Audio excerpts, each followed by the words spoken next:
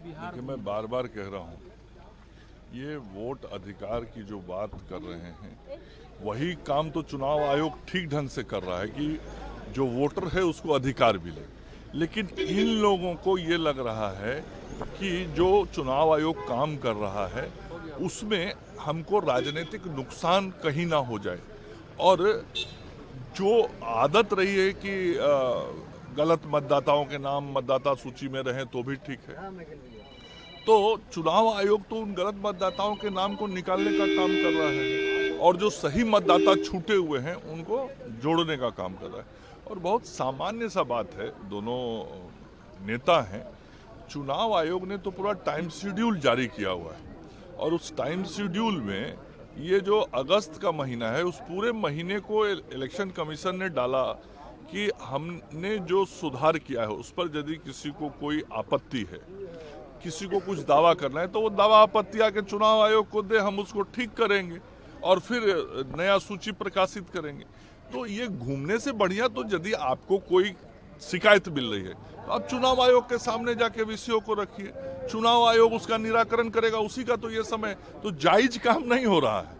जहाँ पे अपनी बातें रखनी चाहिए चुनाव आयोग के सामने जाके, वहाँ नहीं रख के सड़क पे घूम के राजनीति हो रही है। तेजस्वी यादव के ऊपर FIR हुआ है, महाराष्ट्र में भी हुआ है, दिल्ली और यूपी में भी हुआ है। जिस तरीके से प्रधानमंत्री के ऊपर टिप्पणियां नहीं, देखिए, कभी भी भाषा सदैव मर्यादित होनी चाहिए, मैं तो इतना ही कहूँगा। और जब भी कोई अमर्यादित टिप्पणी होती है तो लोगों को तकलीफ होता है। उन्होंने कहा कि एनडीए का फुल फॉर्म में नहीं देंगे अधिकार।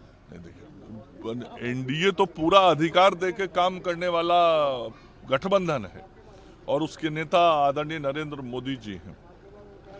आज एनडीए, हम लोग तो चिल्ला चिल्ला के बोल रहे हैं, पूरे देश में बोल रहे हैं कि भाई कोई भी मतदाता जो हमारे देश का नागरिक है उसका नाम मतदाता सूची में होना ही चाहिए और चुनाव आयोग निश्चित रूप से वैसे सभी छूटे हुए मतदाताओं के नाम को जोड़े। तो हम तो अधिकार देने की बात कर रहे हैं। हाँ, यदि कोई गलत नाम है, किसी की मृत्यु हो गई है, कोई नहीं है, तो उसका नाम कटना भी चाहिए। तो हम लोग तो सदैव सही बात करने की वकालत कर रहे हैं। मल्लिकार्जुन खड़गे है, उन्होंने कहा है जिस तरीके से कि पहले के प्रधानमंत्री काम ज्यादा करते थे, बोलते थे कम, और अब के प्रधानमंत्री बोलते ज्यादा और काम। देखिए, बहुत साफ है कि आदरणीय नरेंद्र मोदी 2014 में इस देश के प्रधानमंत्री बने। जब वो प्रधानमंत्री बने तो इस देश की इकोनॉमी पूरी दुनिया में 11वें नंबर पर थी और केवल 11 वर्षों के अंदर 7 छलांग ऊपर लगा और आज पूरी दुनिया में भारत की इकोनॉमी 4थे नंबर पर आ गई है। तो बताइए कि किसके कार्यकाल में भारत का आर्थिक विकास हुआ है? तो बड़ा साफ तौर पे दिखाई पड़ता है। पूरी दुनिया इस बात की लुहा मान रही है और ऐसे ही आज भारत की ताकत और नरेंद्र मोदी जी की पूछ दुनिया की राजनीति के अंदर, दुनिया के राजनयिकों के अंदर थोड़ा ही बढ़ा है।